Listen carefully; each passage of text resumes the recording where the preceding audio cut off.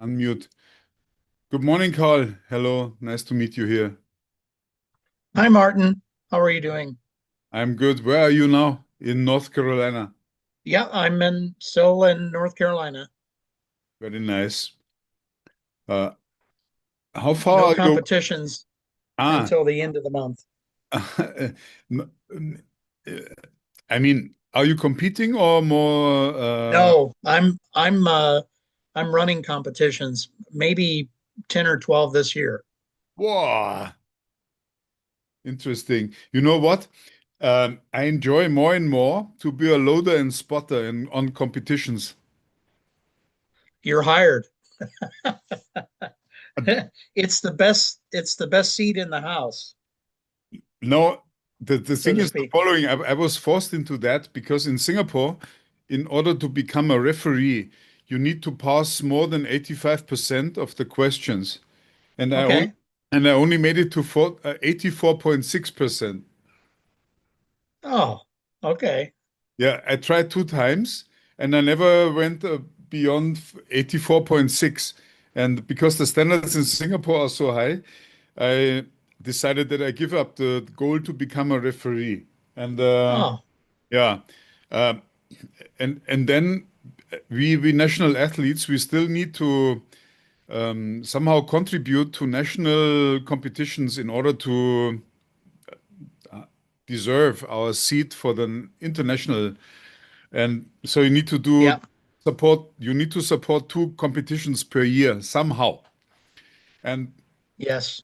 and I decided I'll go for the best seat in the house, as you said. And I always remember what you told me.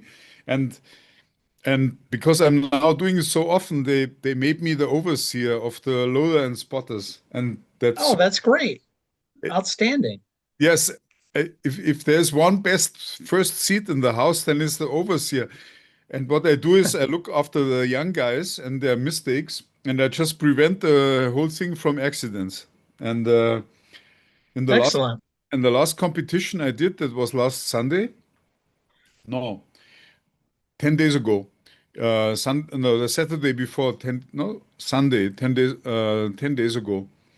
And I did one session with 60 lifters, so it's three flights. And Right.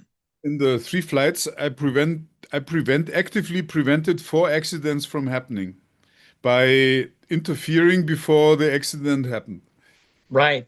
Intervening. Yep. Yeah. Very good.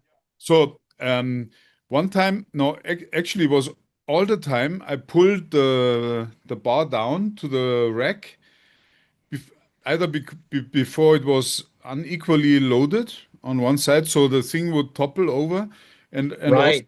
and sometimes they widen the stance of the two the two holders, and they did it without announcing it. And I just saw what they're doing, and I just jumped on the bar that was still there, and I prevented it from toppling because of that movement. And Yeah. I The I found this very fulfilling, to be yeah, honest. the squat bars we use are longer than a standard power bar. Ah, And if they're not equally loaded, that's definitely a hazard. yes.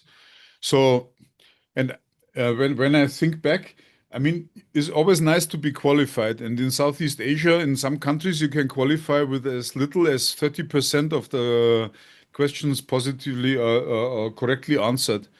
And Singapore has a very high standard. And I always scratched the mark. And at one point in time, I just gave up because I thought it doesn't add extra value to my life if I'm a referee.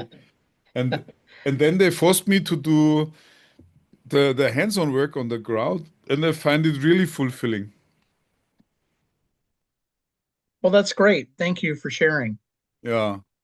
It's I um I really enjoy putting on the contests and seeing young lifters do well, and maybe even some intermediate or advanced lifters get into the national events or world events. So Okay. that's definitely a passion. Yeah, I like it. This is something that even if people, I mean, they call us people of old age, but I don't feel like that. And the the the truth is, the more active you become, the less aged you feel. And you and I, we are the same age. I know we are masters three, Yes. um, Yep. and No, I feel the same. yeah, it is a very good experience. Hey, Joe, So good. you don't have to call yourself people that are old, but just maybe people that are no longer young. They call the term they use, Joe, is they call lifters master lifters. Master That's lifted. the yeah, Yes, master. That equals old guy, but young at heart. that was young in heart and body because we Yeah. are fitter than most 30 years old, I would say. Sometimes that's definitely the case. Yeah, But I thanks just Hey, for Mark. sharing, Martin. I really appreciate that. thanks, Carl, for being here. Hi, Rich. Hey, how are you? Uh, all good. Hey, today Hey, I got feedback from one of my inventors, Cargo Cobra, and he said, "Wow, this feels so great to finally being legal setting up a token." Uh, uh, because he's the flagship mandate on Credentilix, and before he had a internet a blockchain token, and that was 6 years ago when you could make a fortune with tokens, and but that he always felt guilty because he had a token and that's still there, but and it never took off and it never caused any harm. But now he really enjoys it to have a legal token, a blockchain token that is legal.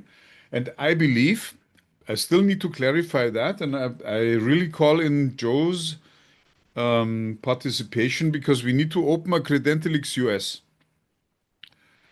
Um, I will sign and edit some of that NDA stuff. What the only part that I found concerning for me is that, how do I put it? I'm under the guise anything that you put online, even if it's online with like Microsoft, that you can't necessarily prevent it from being hacked. You can't prevent data from getting out. okay. So, But Joe, I promise you one thing, I'm a lawyer. So I'm if you get to jail, I'm allowed to visit you and I bring you a cake with a file in it so you can escape. as long as you get me a pardon too, right? Uh-huh. Okay. Yeah, I was just joking. So uh anyway, um but maybe we should leave it in Singapore and just make sure that the tokens that are generated do not fall under the SEC. And there was in the former, I'm very concerned about FTO because FTO is always what brings innovation down. And and and so I really try to triple check um, whatever innovation is there to just prevent this thing from being shot down from a black hat somewhere. Um, and the what okay, what I can tell you, Singapore is one of the toughest jurisdictions for issuing blockchain tokens, and we made it. We are currently providing the data rooms, and I could already hear the complaint of the first mandate. They are trying to do that themselves, and I know already that they will do it, but they say, "Hey, we are not blockchain data. We are not data room providers. Pos- we cannot provide this for others. So, Martin, why don't you want to take over providing the data room?" And my response immediately was, "Hey, we are an IP firm. We do patents and trademarks mostly, but we will not become data room providers." And Joe, I remember that you are willing to do that. So, can you comply with the rules that apply to Singapore and do this remotely in Singapore for Singapore project, or is it that you insist on doing this in the US?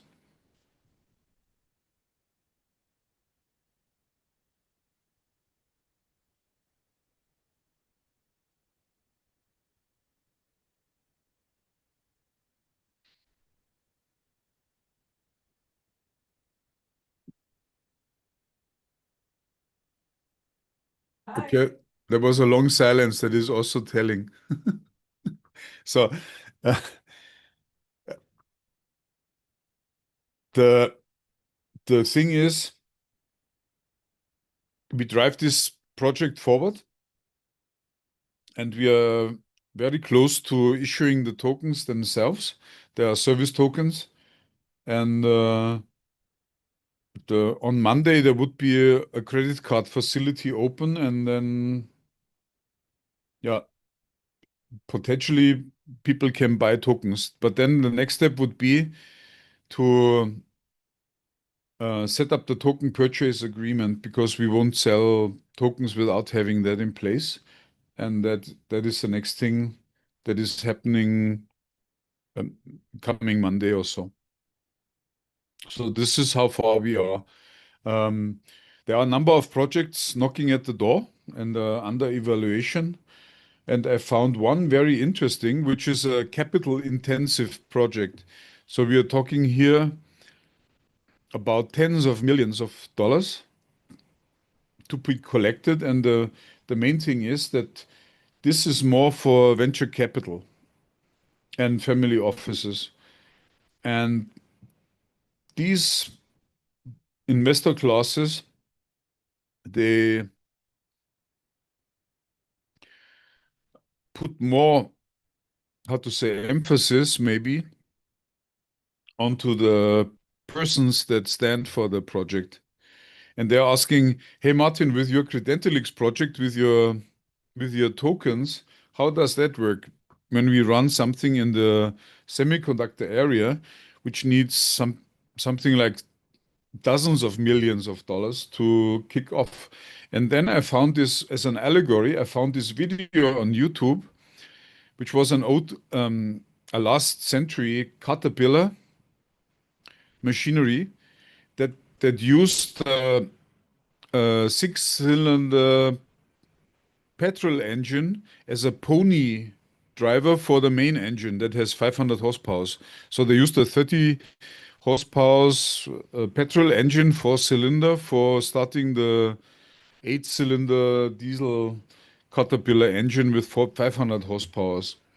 And then I suggested to them, hey, why don't you do the same thing with your big project, and you use the so-called pony project at Credentialix for attracting the people that you need, because they believe in that, and there's still some money, and then there's some market response telling them that there's a need for that to show up, and then ultimately your big investors would kick in, because you have collected all the heads and faces that you need to show for the big investors to come in. And they're contemplating now. I got a first positive feedback, because of course, if you're looking for an investor, you're never negative, but I found this an interesting experiment. St. Martin, Michael here. Yes, I hear you. Very quickly, we had a project for Onan. It's now owned by Cummins. So Onan gave us a study to look at small engines for sleeper trucks. About 15% of large trucks in the US are overnight. So they have a bed in the back, a microwave, a TV. So they run their engine, and that's emissions and fuel consumption. So Onan had a product called aux, and it was 3 cylinders, and it bolted down the side of the tractor where the fuel tanks are. But along the way, they also asked that we include in our study the idea of that engine starting the main engine on the truck. So I can tell you that it was interesting, because Caterpillar was a key interview that we did, but we also talked to the people like Peterbilt and Freightliner and people that made Class A trucks. So if you have a further interest, let's talk some more. I might be able to send you an exact summary of the report. No, Michael, that was an allegory. We are not talking about pony engines in the real world. I'm talking about using Credentialix to kick off much Oh, larger all right, projects. all right. Well, if you have an interest technically talking about the auxiliary overnight, it provided heating and air conditioning to the guy sleeping in his truck overnight. So if you have an interest, let's talk Yeah. further. Sounds a bit like the alternative power unit on the on the Airbus that went down the Hudson River. Well, yeah, exactly. There's APU on aircraft, but that's for standby. This was basically providing heating and cooling so the guy can sleep without running his engine all night. But it was a fascinating opportunity, and Onan proposed it. And I Yeah. think they started selling them. You could see it on their website. It's called auxiliary generator. Yes, yes. But we are talking here about a financial facility to support companies by No, I generating. understand. I understand. You just mentioned something that was a point of interest. Ah, okay, I see. Yeah. So this is how far we are with the Credentilix, and we are very, very, very near to kick off, to publicly kick off, and that's a flagship product and or project, and I believe we have a great future ahead. And it's not so much about making money, but what I can tell you is today I had a decision to make. So do we, as a Credentilix platform, do we provide the data rooms? And my answer is no. And I have several reasons for that. Number one, I want competition here, and there may be data room providers with different service levels and different pricing levels. And I want people to be able to choose one data room provider over the other and then switch if necessary or they think appropriate.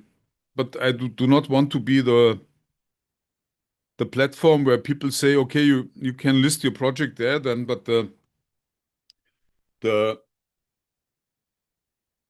how to call it, the limiting factor is that you need to become their client in order on that thing they make some extra money by providing data rooms just to survive.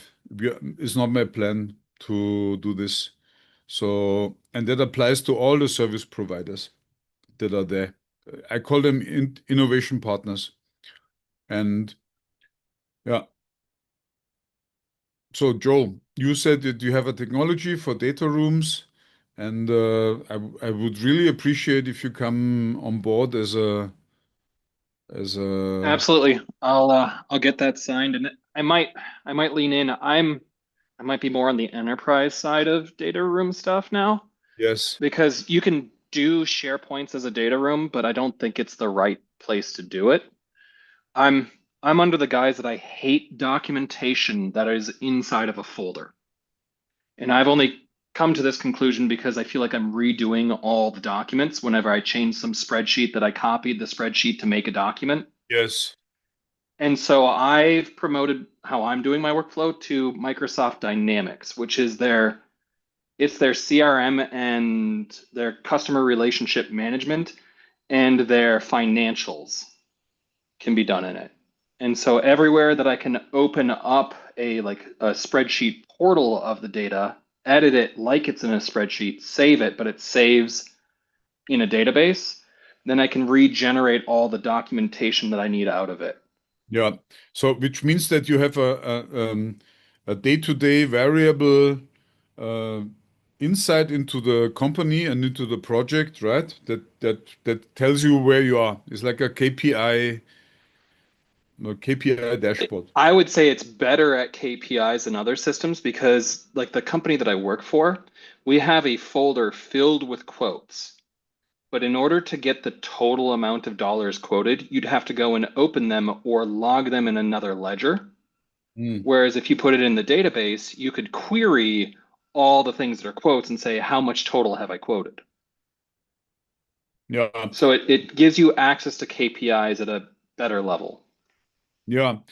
And I believe for a project like Credentilix, this is very favorable, but I mean, as with everything, right? There are pros and cons, there are advantages, disadvantages, there are threats, and what's the contrary of threat? Opportunities.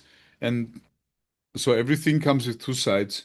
And ultimately, only the market would decide what works and what doesn't. So that's already why I would like to have two different data room providers on the Credentialix project. There would be probably one neutral one who says, okay, every quarter I provide those documents for you, and you are either happy with them or not. And if you're happy, then you buy more. If not, then you just get lost. And My challenge with it has been productizing or product packaging of it. And so Microsoft would suggest the list price of that product package is 25 user licenses at once. okay. And they're suggesting the rate of $3,000 a month, which is not a small amount. No, of course not, because the Credentialix, we are talking here of investing hundreds of thousands to millions, but not definitely not billions. So, and just for one feature paying, let's say you have 10 projects and $300 a month.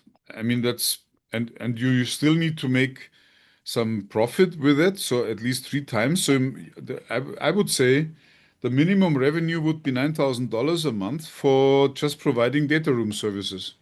Minimum. I would rather say 90,000 than 9,000. And for 90 and how much is Well, then there's some room for Credentialix to put some extra pricing on top of it then. no, no, how to say, for the start at least, no commission for Credentialix. Cool, then there's some extra dollars to put in for customizations needed to your data room. Yeah, sure, but it will not be a Credentialix service. What we are inviting innovation partners to provide the services. And that's the main thing. So I'm refusing commissions in order to avoid conflicts of interest and just to remain credible with respect to the founders. And Martin, if there's no commission, how are you going to make your money? yeah, because the founders would pay a service fee for onboarding. Very simple. Are you going to do anything in the US or not then? What's your black hat story? US is a black hat in principle. If you talk about investment, but if it's about services, then it should be okay. The question is only for what it's worth, Martin, the ETFs that stockbrokers started introducing, and they're exchange traded funds. So they go after a group of stocks in given sectors, and they were heavily scrutinized when they came out. And yes. anything when we talked with Rich last week about what's an investment, the SEC at times takes the attitude that any time you give someone your money and you hope to get some of it back or more of it back, that's the way they regulate investments. Yeah, so that's why the Credentialix projects have a clause which says, don't even expect to get money back. This is really lost money. And you should be happy if you get money back. Well, why would anyone want to get on board again? Because there are 16 groups of people who would want to get on board. Number one. That sounds like a Ponzi scheme. No, it's not. There are people like family and friends. They would. Well, that's what Bernie Madoff did too, and he ended up in jail. Yeah, but if your own mother doesn't buy your own innovation, something is very wrong. Well, but Amway, Fuller Brush, there's a lot of multi-level marketing that the SEC basically shut down. I think Amway's still out there, but their business model is very different. So, and it's a global environment. So when you say you'll stay out of the US because of black hats like me, watch out, because anyone in Yugoslavia could claim that you're a scam, and they could go and prosecute you through Interpol. Yes. Careful. Of course. I work with Interpol, by the way, on well, so do I. Be careful. Be very careful. It's a small world. The next step is we need someone with a foothold in the US, and then we run all the FTO. But currently, for the time being, Southeast Asia is not bad because we have clarified Singapore, and that means that the whole of ASEAN is clear, more or less. I would say, with a high chance. And Singapore is very strict. And if you comply, all is good. If not, then you end up in jail. So the thing is, make it such that it's complied with. And All before right, you, but Enron had global investors, so did Silicon Valley Bank. So be very careful. It's a small world. I yes, don't know how yes, I don't know how you can insulate yourself from the fact that it's a small world. very simple. For the time being, all US people are excluded from investing. Well, it doesn't just go according to where they live. They could have offshore family trusts and use some attorney who likes what you're doing. And before you know it, you're scrutinized as if you're operating in the US. But geographically, that investor could be in Czechoslovakia. But there's always a know your customer. And the good thing is that Credentilix itself is not involved in that one because all the contracts are between the mandates themselves and the people who support the innovation. And Again, if I go to Merrill Lynch and I buy a stock mutual fund, be careful because it could be yes, anywhere in the world and there is no US address. yes, yes.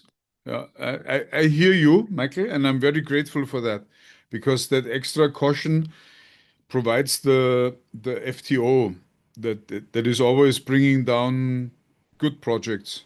Is never IP, is never whatever the bad R&D, is always freedom to operate. All innovations that I'm aware of were brought down by FTO, always by a liability or by some hook that only appears later when you don't expect it, and or by some, yeah, but that's my 30 how long, 34 years long insight into innovation. All the good projects are brought down by freedom to operate, and you cannot overemphasize work putting into freedom to operate because people ultimately would even buy a solution that is less than perfect if they only have a peace of mind.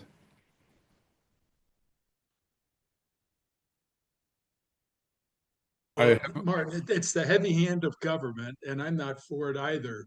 But all it takes is one disgruntled customer of yes, Credentilix yes, and their lawyer who basically starts going after the whole process that yes, they believe were misleading. And just like Bernie Madoff, his Ponzi scheme, and it happens at Enron, it happens at Silicon Valley Bank, it happens in hundreds of cases per year, where you yes, give someone your money and you hope to get some or all of it back, and if you don't even get a small portion back, they blow the whistle, and before you know it, you're in trouble in any country of the world. yes, exactly. That's really what is important. So Well, it'll be interesting to watch how you do with it, Martin. yes, It's yes, 4 by 4. Yeah, it's going to be interesting 6 months and a year out to see how it goes. yes, yes. That's yeah. And I'm very public about it, and that's one of my outlet channels here. I'm so happy that I get feedback on that, and I'm very cautious. So for the time being, we focus on Singapore only, and by yeah, there would be a very clear cut off if you're not from here, then or from Southeast Asia at least, then ultimately you cannot put your money here. I mean, yeah. Although I must say, for the first project, there are some very big investors lining up, like the some big airports and some aircraft manufacturers. So, and I'm still wondering whether that would be illegal if you sell your service tokens to Airbus. I don't think so. I don't think this is illegal, and people would start and rising eyebrows and whatever. Yeah. Anyway. I have a different thing here, which is called a ride the wave. You may remember that we want to bring German small and medium-sized companies to either do better innovation in Germany or check out whether it's possible to develop the market in Southeast Asia. And what we have secured is we have an anchor event in Singapore with the local Chamber of Commerce, German Singapore Chamber of Commerce, and it's going to be on the 13th of October. And there would be roughly 100 companies here with 20 small and medium-sized companies from Germany coming here for the event. And it would be something that would tell people in Germany that you should always have a second foothold in addition to what you do in Germany.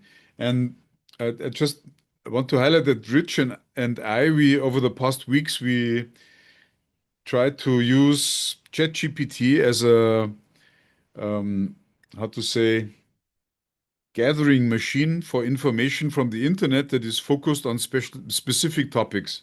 And Rich brought in the pestle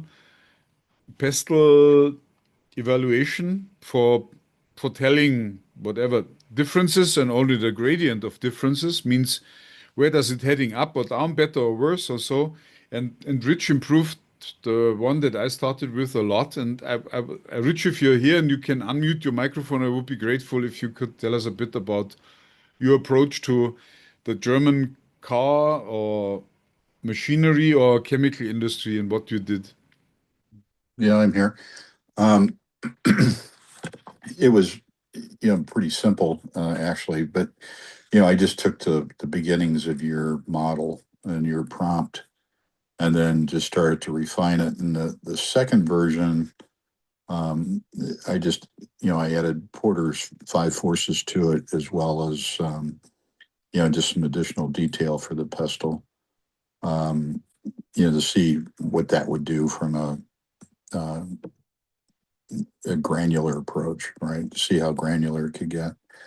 And then the third version that I posted to the 4x4 group site is basically, again, a third version. And that third version takes into account the enhanced version of the pestle and enhanced Porter's 5 forces, and then it gets into some key metrics for that should be included into the analysis to make it more robust and more strategic for use in planning and directional efforts within a firm.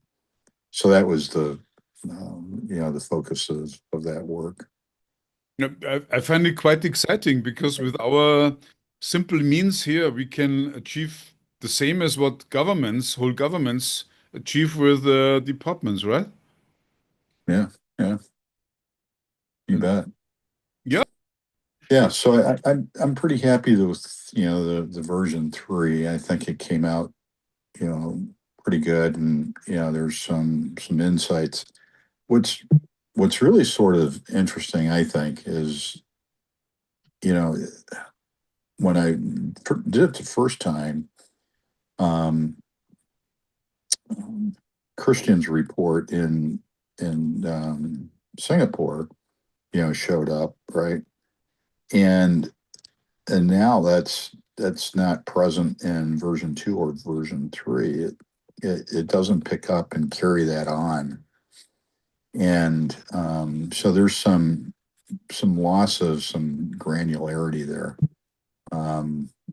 So it's just sort of interesting how that happens, I think. Yeah, but that has to do with the way how AI is working. Because yeah, I guess. To me, I mean, AI should be smart enough to, carry forth the critical data points and critical pieces of information, right? And that part of the prompt did not change. So why does that type of thing drop off? I'm not sure. Very simple. I'm giving a talk in Singapore before the local how to say patent attorney society, in the Patent and Trademark Attorney Society on Tuesday, coming Tuesday. And I'm also talking with patent department, heads of patent departments when it's about introducing AI into their work. And what I see over and over and over again is that people don't understand how AI works. They think that this is a person that answers questions and should be deterministic. So if you ask the same question on 2 consecutive days, you would get this, or even 10 seconds apart, you would get the same answer. But the result is no, it doesn't. And you saw best that when you change the prompt slightly, but you still keep the knowledge the same, then you get a different answer.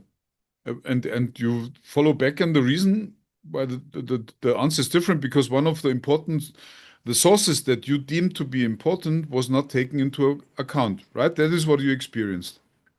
Yeah. Yeah. And how to do, this is one of the moments, for me, this was always normal. But the reason is, when I started off as a student in mechanical engineering, 40 years ago,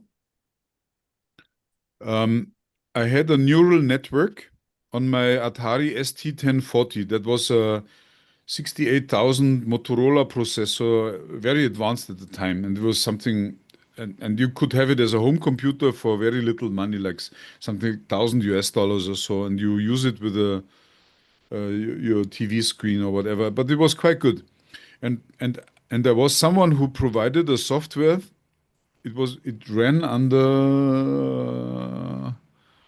Pascal or C, one of the two. And I had it, and I played with it. And because at university we had a course about control systems, identification, and control theory. And 40 years ago, everybody was with these analog PID controllers. And so what we tried is to achieve the same as a PID controller with a neural network. And the neural network at the time had as many input channels as you had sensors, and as many output channels as you had actuators in a system.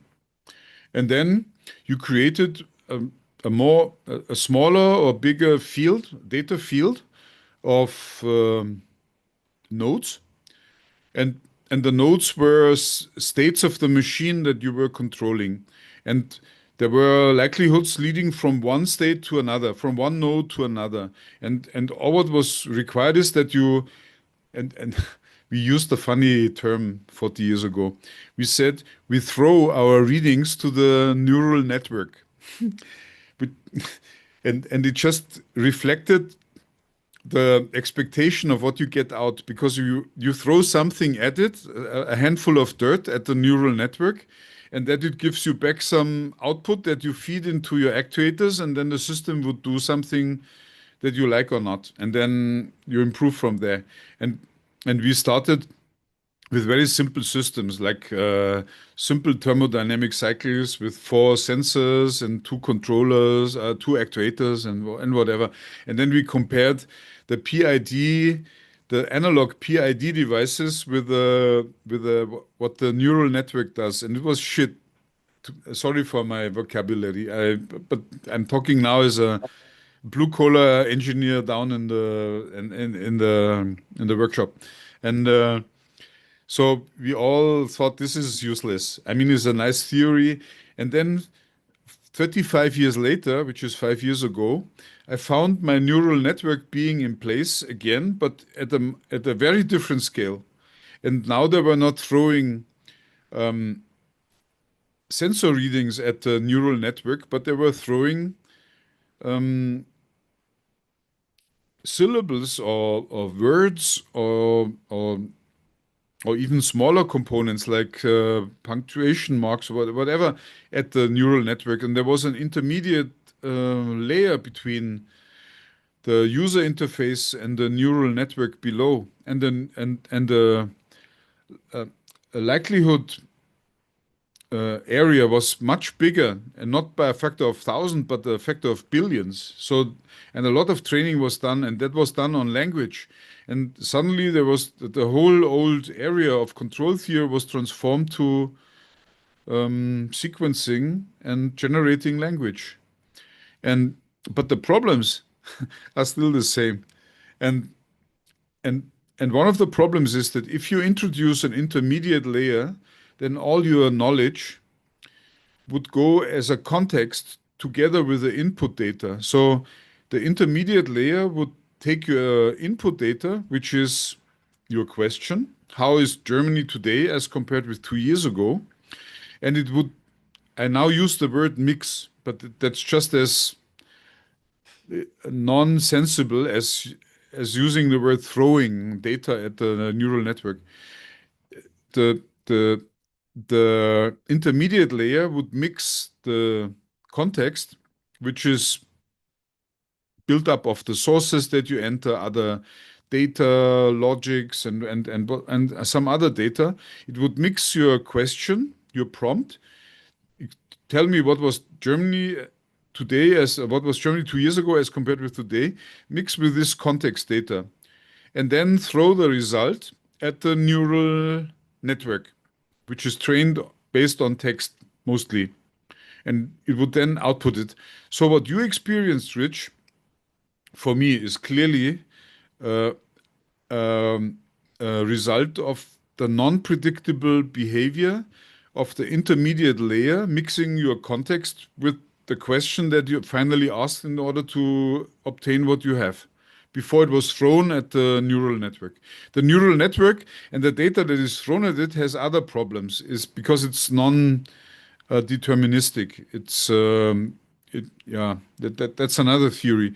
But the main problem is the intermediate layer that you tried out. And if you use different language models, LLMs, you would get different results with the same prompt at different times. So it's entirely confusing. I hope that I did not confuse you, but that's how I see it as a systems control engineer with a 40 years old track record. Say, Martin, please consider that the reason you may get different output for the same input seconds apart is that the servers for ChatGPT and AI, what if the servers are basically saying they're so busy that Martin here is going to get a different set of resources that give a different answer because they don't want to make you wait more than 10 seconds. And there's millions of people per second going after ChatGPT.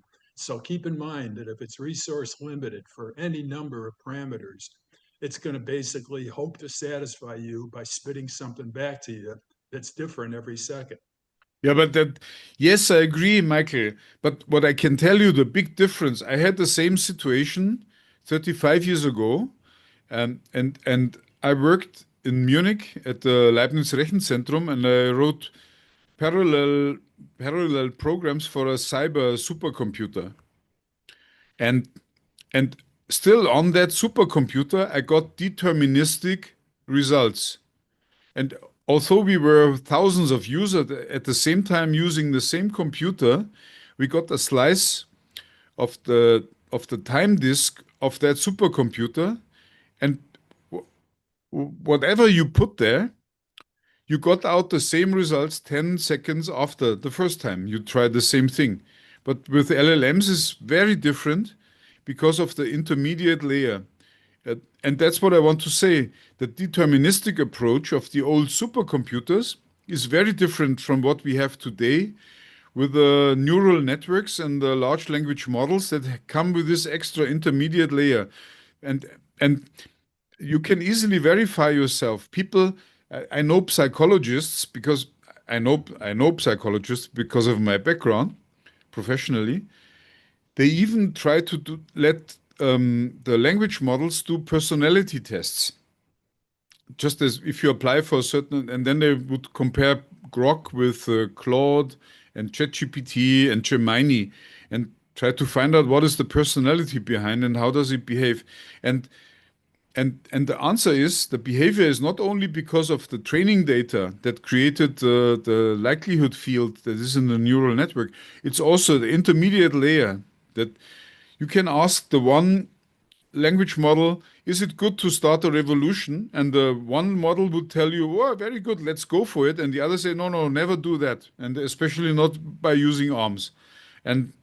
But still, they're all considered to be AI, but they're different models. And it's not because of the training data, because the training data is essentially derived from what you can read in a newspaper or on the internet. Actually, it's the same. So my hypothesis is that the language models that are out there, the four big ones or five, take Microsoft Copilot together, the training data for them is identical, almost to 99%. The intermediate layer is what the respective manufacturer introduces. And it's different, very different. It makes all the difference. And the difference between what you ask today and now and 10 seconds later is to, I would say, 80% determined in the intermediate level and only 20% determined in the underlying training ground. And I speak of experience. Martin, one other thing. When I took MIS and MBA, Management Information Systems, they always encourage what's called proof testing. So your comment 5 minutes ago about the Cray, back then, before AI, proof testing would basically say, okay, you're designing a control system for an autopilot for Boeing. If you give it the same inputs 3 days apart, it better give the same outputs because it might have the equivalent of a Cray supercomputer in the cockpit. Now, Airbus is making decisions by committee. Boeing is trusting the pilot. So you'll find this interesting.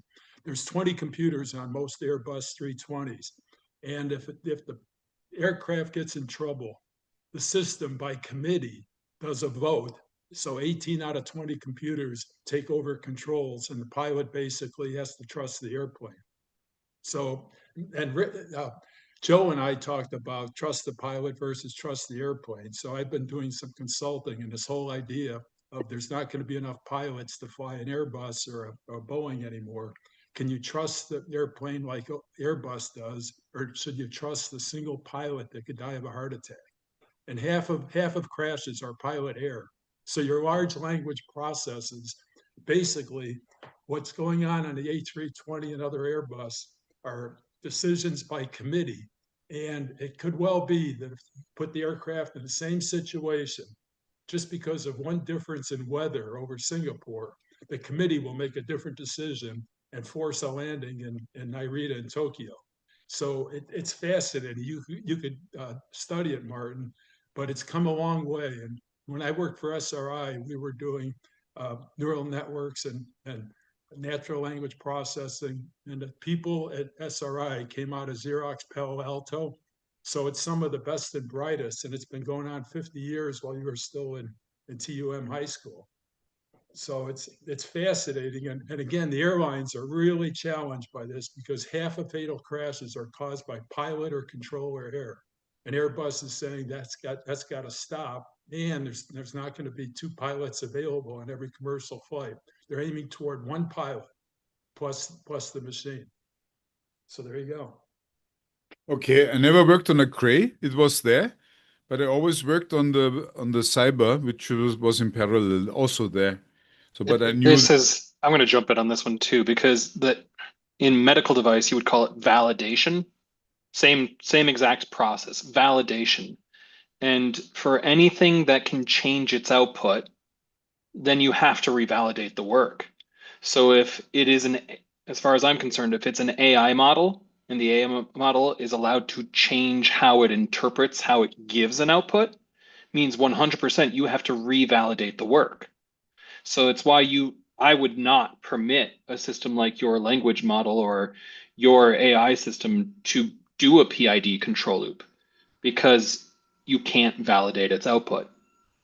Yeah, that Joe, here on the F-35, there's 800,000 lines of software and there's 5 computers. All right. So you have to validate every single line of it. We call it V&V at Lockheed Martin, validation and verification. All right. So I can tell you on my fuel system, you give it the same pressures, temperatures, flight conditions, and everything else. And the PID controllers on the servo valves of the fuel system are going to do the same thing. And it has to, otherwise it wouldn't have made first flight 20 years ago. So it's interesting. My comment on Airbus is it's very different in commercial versus a fighter pilot on the F-35. They're very different systems, but the amount of hardware and software is enormous. And again, on the Airbus A320, I guess there's 20 computers and decisions are made by committee. On the F-35, there's 5 and 800,000 lines of software. And it has to work the same every time. Yeah, or what I wanted to say is the following. The what we called artificial intelligence of today is not reliable. You can never give it any how to say process where lives depend on it, or your personal wealth or whatever, or your freedom depends on it onto a large language model. And I cannot see that this will change in the future. And I even would say go as far as saying that the large language models are not even intelligent. It's just a very lenient autopilot for generating language. And yeah, and it's the same as what I saw 40 years ago, no 35, no 40. The engineers at the time decided that neural networks is not a good replacement for PID controllers. Or anything that you expect a state machine. Yeah, whatever. But it is not. And there's no way around it. It's a very nice tool for a human, but not more than a tool. And to that, I'm also going to add in document generation. Because if you expect an output or a validatable document to be generated, and you're using AI, you cannot use it to generate the same document because you couldn't validate that it'll never change. Yes. So, and what is the reason for that? And I say 80% of that problem is caused of a feature of the today's large language models, because what they have is they have the limited likelihood space underneath. And the likelihood space has only so much data width to enter. So, and if you enter something, a knowledge document, like Rich's web search, you generate essentially an input for an interface that is only so wide, and the input is much wider than the input is than the interface is wide. So somehow the intermediate layer is forced to reduce the width of the data that is input into the neural network so that it makes sense. And by doing so, it would cut out certain, how to say, areas maybe of the data that you put in. And this is how it happens that one request, that data that you put in as a context is taken into account, and the next time it's not. And you have no influence on that, but because as a user.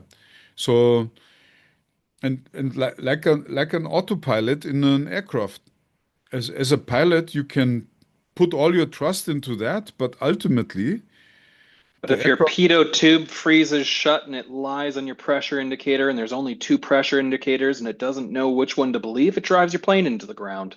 Yeah, but that's when the pilots are supposed to take over, right? Well, okay, Martin, that was the MCAS debacle. They killed 400 people and grounded the 737 MAX, and Joe and I spoke about it.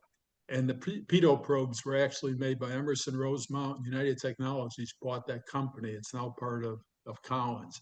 And so I sell pitot tube heaters for this solution. Oh, okay. Now, Martin, here on your machine on natural language processing, next time you fly an Airbus 320, think of the following. There could be algorithms in those 20 computers that are basically listening to the controller.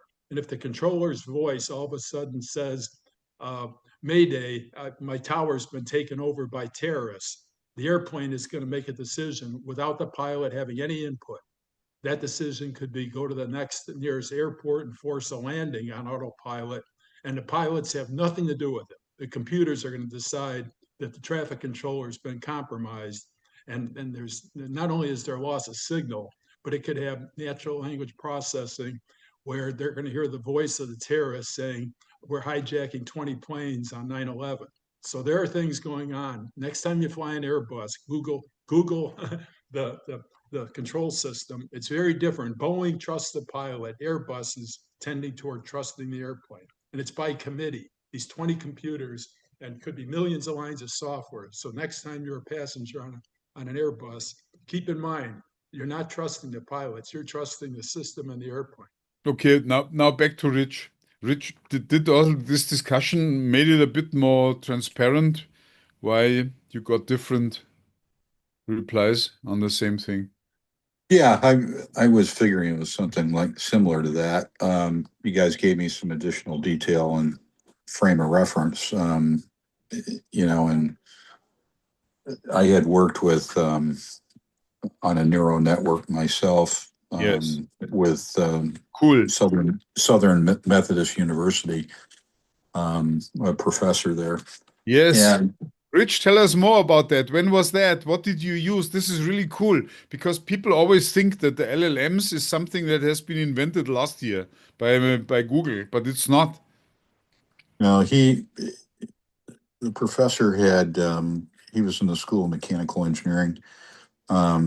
He had set this neural network up, which was using 5 networked computers at the time, and basically had built a model for ultimately it was going to be used for a potential solution for actually a moon landing device, and was his goal was to make it suitable for that application.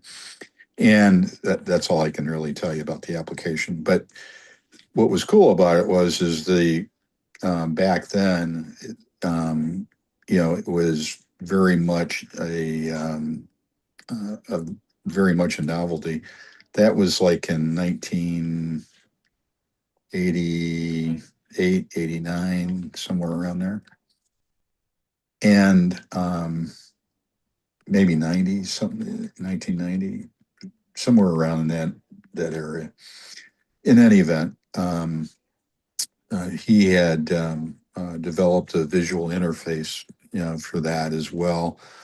And to demonstrate it, basically, he had a tactile device that they had developed, and that tactile device and you would look at the screen and you would basically bounce a ball. And as you bounce the ball, you get the feedback on the tactile device in your hand. Mm-hmm. And as you push the ball down to, push it into the ground to make it bounce, you would also feel that pressure, right? It was very cool. And Yes. and he was using some actuation products that we had in our portfolio, and that's how I ended up getting, introduced to it. But going back to the PID loop and another venture that where I was vice president of sales and marketing of, we did PID loops and proportional control for valving, and these were instrument grade valves, etc. But we on the actuator side, we also had sensors, for feedback. Good. And to close the loop, right? And that basically gave us a lot more fidelity in the system. Just so you know, I'm a PID loop vendor. Like that's what I do day to day is vend proportional integral derivative loops for the company named Watlow. Oh yeah, heat control. Yeah. And when you said having feedback on a valve, because you can do a PID loop, but the valve doesn't move when you ask it to move. Correct. And so it's great to have an internal valve PID loop where you say, hey, valve, be where I expect you to be. And then Yep. you cascade a PID loop. Here's where I want you to be, valve, while its local internal has its own PID to actually get to where it was told to be. Yeah, that's exactly what we did, Joe. Yeah, that solves a lot of problems. Yeah, we got really good fidelity out of that system. I would love to see Watlow partner with Fisher Valves, because Fisher is manufacturing all their controls overseas. And so their controls end up being, let's say, bloated in pricing. And because of that, there's this saying, I love the shadow statement, nobody's ever been fired for buying our product, but the product's so pricey that a lot of people don't buy it. You mean the Fisher product? The Fisher valves specifically, world-class valves, but they're just at the expensive point where people don't buy them when something good enough will do. But their statement for their company is, no one's ever been fired for buying our product. Is that Yeah, I Fisher mean- Rosemount, Joe? Is that Rosemount? Fisher Yep. Rosemount? Yeah, that's Emerson. Rosemount purchased Fisher. Fisher's in Marshalltown, Waterloo, Iowa. or Oh, in Marshalltown. Iowa, yeah. Fisher Marshalltown, Valve was Iowa. Yeah, well, it's a $2 billion valve acquisition that Emerson made 30 years ago. Yeah. It's huge. Okay, people, can I just conclude? What I wanted to say is on the 13th of October, we're having the German Revival Day in Singapore, and this is 4 months from now, or more, 4 months and a bit, and 9 days from now, and all that is leveraging on the 4x4 ultimately. And we find a lot of people from Germany in Singapore, and maybe also from the US. I cordially encourage you to come here and be here, because we would have a very cool week with them. Say, Martin, real quick before you go, you mentioned the company MELTEM. I tried to find the patent for the heat exchanger for inside and outside air. Can you send me the link to that patent? Yes, You said you know the guy, MELTEM. of course. Is that, Yeah, is but, that the right why would I spelling? do an FTO for you, Michael? This is not It's the not an place. It's not an FTO. I told you that for clothes dryers, there's a better heat transfer. Okay, So, I yeah, have a question. Why various don't you go to the website? It's I did. Mike Echo Lima Tango Echo Mike dot Delta Echo meltem.de. Yeah, I searched for MELTEM, but what's the rest of it, real quick? .de Delta Echo for Deutschland. No. Oh, all right, I'll try again. And I Yes. can find the And- patent. and- I and- can find and the they- patent there, Martin. They're surely listing the patents there already. Okay, Yeah. okay, thank you. Thank you. And I signed your NDA and sent it, so you'll have it for data room. Okay, people, thanks a lot for attending tonight, and see you tomorrow, today, this morning, and see you next time again. I will keep you updated for what the Credentilix does, and Ride the Wave. Thank you for attending. Goodbye to you all. Bye-bye. Yep. Goodbye. Thanks, Martin. Take care. Thanks, Bye-bye. Martin. Bye.